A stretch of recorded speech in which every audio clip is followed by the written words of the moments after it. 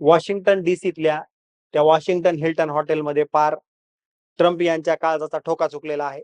या सगळ्याचं निमित्त होतं व्हाईट हाऊसचं करस्पॉन्डन्स डिनर, म्हणजेच मोठमोठे पत्रकार, तगडे सेलिब्रिटी आणि स्वतः अमेरिकेचे राष्ट्राध्यक्ष असा सगळा यांचा गोतावळा त्या ठिकाणी उपस्थित होता, जमलेला होता. सगळीकडे लखलखाट होता, पण नियतीच्या मनामध्ये काहीतरी वेगळं होतं असं या दिवशी घडलेलं आहे. कार्यक्रमाची गडबड सुरू असताना अचानक त्या ठिकाणी गोळीबाराचा आवाज झाला.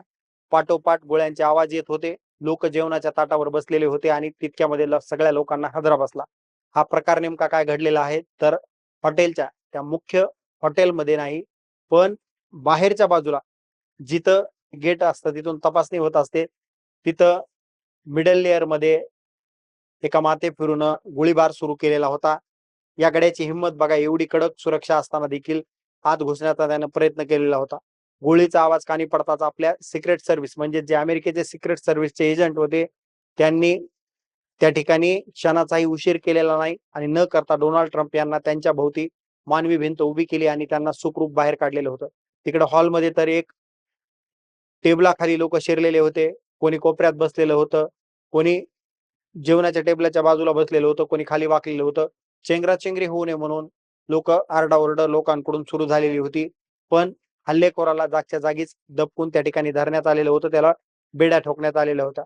आता लोक म्हणतात की हा जो अटॅक आहे हा लोन वुल्फ अटॅक आहे. म्हणजेच काय तर लोन वुल्फ अटॅक म्हणजे सोप्या आणि साध्या भाषेत सांगायचं झालं तर एकला चलोरेची मोहीम. म्हणजेच काय तर जे होईल ते एकटं करायचं. म्हणजे एखादा गडी कुठल्याही मोठ्या गँगच्या संपर्कात नसतो, कुणाची मदत घेत नाही आणि आपल्याला आपल्या डोक्यात जी सनक आहे ती एकटाच शस्त्र घेऊन बाहेर पडतो आणि ती पूर्ण करण्यासाठी बाहेर निघालेला असतो. अशा भामट्यांचा सोगावा लागणं पोलिसांना सुद्धा सोपं जात नाही, कारण ते कोणाशी चर्चा करत नाहीत, कोणालाही माहित नसतं, त्यांनी कुठलाही प्लॅनिंग केलेलं नसतं, डायरेक्ट ते राडाच करतात.